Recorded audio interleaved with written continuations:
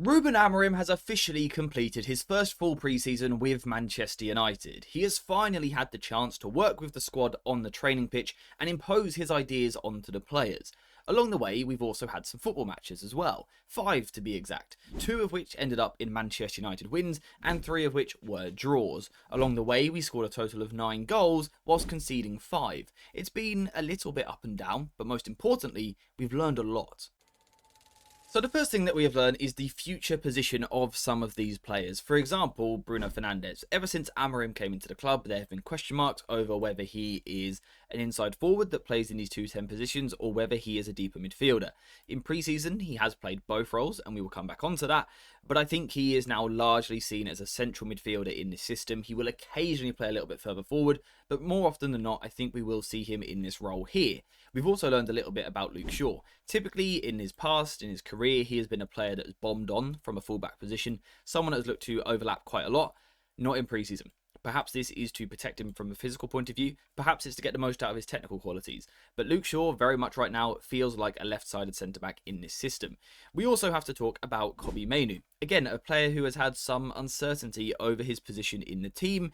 Is he one of these 10s who plays high up the pitch, or is he a central midfielder? Well, we saw from quite early on in this pre-season campaign, it feels like Kobbie is going to be used in a deeper position.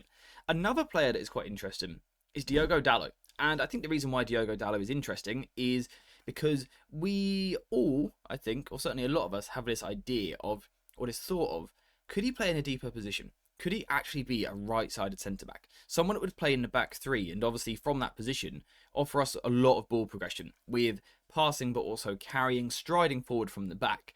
But in pre-season, we haven't seen him used in that position at all. He has very much been a right wing-back, occasionally used on the left as well. So I think we have learned the future of the positions of some of these players.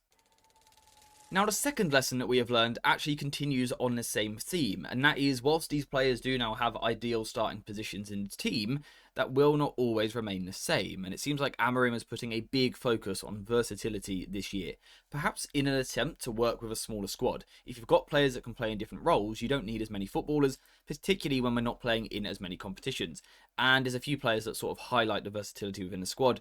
Again, Bruno Fernandes, we've already discussed him, sometimes playing in the 10, sometimes playing in the midfield. He can absolutely do both roles. Another really interesting one is Amad. He is one of those players that we've had question marks over since Amorim came into the club.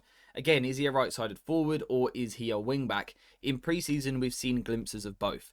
I personally feel his best minutes have come in the inside forward position. I think he has looked at his best when he's playing inside the pitch, when he's playing close to people and he's combining, but also showing off some really good footwork. However, in terms of his starting position for this season, I am getting the impression that he is more likely to play on the right-hand side of the pitch, out wide as a wing-back. However, it's important he can do both. We also have to look towards some of the new signings as well. Matheus Cunha has already played in 2 different positions. He has played up front, sort of as a false 9, someone who drops deep and carries the ball, but he has also more regularly started in the left forward, and it's also the same for Bryan Mbeumo. He's literally only played 2 football matches, but we've already seen 2 positions. In both games, he started as the sort of right-sided forward, but then has eventually moved up front in the second game, in the second half against Fiorentina. And then the final player you have to mention when you're talking about versatility, that's Mason Mount. He has been one of United's most interesting performers so far in pre-season. I might do a video dedicated to him, because I think it's interesting what he's doing. But against Fiorentina, we literally saw him play pretty much every position on the football pitch. We saw him starting the game up front as a false 9. We saw him go into the left 10. We saw him go into the right 10. And I think that's why Amorim loves him so much. Something else that I personally have really noticed over the course of the summer is the increased technical level of the Manchester United players and the squad overall. Of course, some of that has come from signings. We know that Cunha, compared to Garnacho in the team last year, Cunha is a technical player. He's someone who looks after the ball much better. He's much cleaner on the ball, much sharper. So that's an increase in technical ability. We also saw in Bryan Mbeumo's first performance, he wasn't even fit, he wasn't even sharp at all.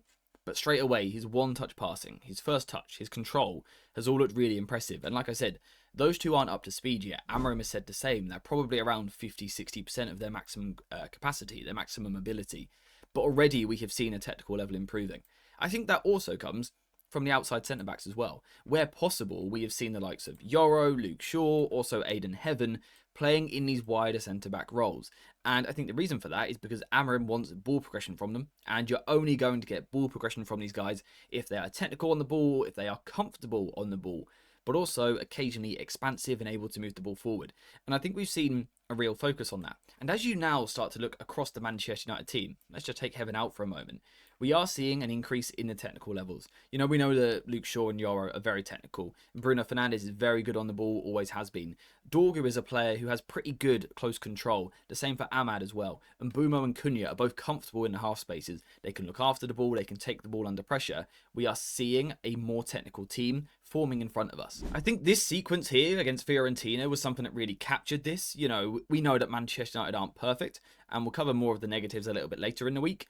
But I think what we see in clips like this, in moments like this, is that there's clear quality in the Manchester United team. Of course, it's not perfect, and we need a lot of work. But in glimpses, there is sparkling quality, which gives us a lot of room for hope. It also increases expectations, in my opinion, because I think technically now we've got a very good squad. This move is all about the speed of play, but also how sharp it is. It starts with Lenny Yoro moving the ball into Bruno Fernandes. Bruno Fernandes moves the ball sort of first time out wide to Ahmad. Ahmad takes a touch, safe, then moves the ball back inside to Bruno Fernandes. But it's the speed of these passes from Bruno through the lines into someone like Brian Mbumo. And then what Mbumo does here is brilliant. It's the first time layoff back into Ahmad. Then Ahmad picks the ball up and he's going to move the ball inside the pitch to Casemiro. And then Casemiro sweeps the ball across to the other side. And obviously from there, we can now see how quickly Manchester United can attack. Just look at Mbumo down the right-hand side there. That's evidence of Manchester United in moments being very, very dangerous. We just need to see it more consistently. Now, I think when it comes to consistency, it's a big talking point when it comes to the defence as well. I think what we've seen from Amorim in the summer is that he will be flexible at times. He will adapt to different systems. But there is, in a way, an inconsistency there because of that. We've seen in certain games in pre-season when the opposition are playing out from the back, we've seen United actually being relatively aggressive in a 4-4-2. So, for example, Luke Shaw on the left side might move across to left back, and we'll see the right wing back drop a little bit deeper. The personnel in this instance aren't too important. What is the positioning. We'll see a double pivot form. We'll see one of the inside forwards drop deeper. And Manchester United can go into a 4-4-2. And that's great. I think that's a pressing shape that a lot of us have asked for. We've also seen moments where it looks a bit more like a 4-2-3-1. In the latest game, we actually saw Mbumo almost playing in a sort of 10 position out of possession. And of course, that results in that causes a shift across the rest of the team. The rest of the team has to move across. Again, that's Manchester United showing that they can be adaptable. We saw Ruben Amorim last season was very rigid, and he had that criticism thrown at him a lot, that he was too stubborn, too stuck in his own ideas. What we've seen in the summer is that it can change, it can be different. However, there does still seem to be this sort of default approach in the team, which is still at times to be too passive, where we do drop into that back five too early, then the midfield two, then the front three, and we are still leaving too many gaps outside of the pitch, outside of our two central midfielders. There's a lot of room in these positions here still for our players to cover. But I think the lesson here is adaptability is there. So it's a lie that Ruben Amorim is too stubborn and that he will never change, because we've seen change throughout pre-season. What we need to do now is find a consistency in what idea we actually want to go with. For me, it needs to be pressing higher. The final thing that I want to talk about is the change in mentality and also the standards. We saw that literally from day one of pre-season. The way that these players arrived back to Carrington, the condition that they arrived in, looks much better than what we've seen in previous seasons. It seems like Amorim is really setting the standard at his football club, and if you don't hit those standards, you're not going to be in the team, and chances are you're going to be sold or called part of the bomb squad. Still a bit of a weird term. Still don't completely understand what's going on there. Why is Tyrell Malacia in there? I don't know. But there's certainly a standard change, a standard that is being set. I think we've seen in matches, particularly the one against Bournemouth, and even West Ham as well, to be fair, United physically too good for Premier League opposition, which is a really good sign, because last season it was the complete opposite. I don't know if we had a match in the league last year where I felt that physically we were the better side. Whereas in pre-season, we've seen it on 2 or 3 occasions now. We've seen United being dominant, overwhelming teams physically, and having the intensity to keep going, but also the endurance as well to keep going. Not just 30-minute stints, but actually 60, 70-minute spells. Now, of course, that still needs to improve, because then, for example, against Fiorentina or against Everton, the levels didn't seem quite as great. So the improvement is there. The intensity is better, and I would suggest that is something to do with mentality and standard setting. However, it still has to be improved and then really maintained over the course of the season. probably alongside a couple of signings as well to naturally boost the physicality of the team. But I think the standard is different. There is something about Manchester United that isn't the same this year. So yes, those are some of the lessons that we have learned from watching Manchester United this summer. And I think it changes things for Ruben Amorim. Last year, we sort of were lenient with him. We let him off a little bit because we said he hasn't had time with the players. He hasn't had time on the training ground. They haven't been coached into his ideas. Perhaps he doesn't have his players. I would say that now this summer he has been backed. He's been given 3 very good forwards. We're still linked with other players as well. And he's had time on a training ground with this squad. So for me, there's sort of no excuses now. The improvement has to be there. Manchester United have to be a better football team this year. In terms of the expectations, where United should be aiming, that's a conversation for another day. In fact, I will be live streaming tomorrow morning talking about predictions, some of them quite outside of the box. So if you want to join that stream, then get notifications on so you don't miss it. I think Manchester United are in a better place than what we've been in previous seasons. I think we've had a better pre-season in terms of sort of physical preparation. We haven't yet had any players with major injuries. Hopefully that continues to be the case. So I think it's been a good summer for United. It's been a good drill in improving the physicality, the technical quality, and the tactical system as well.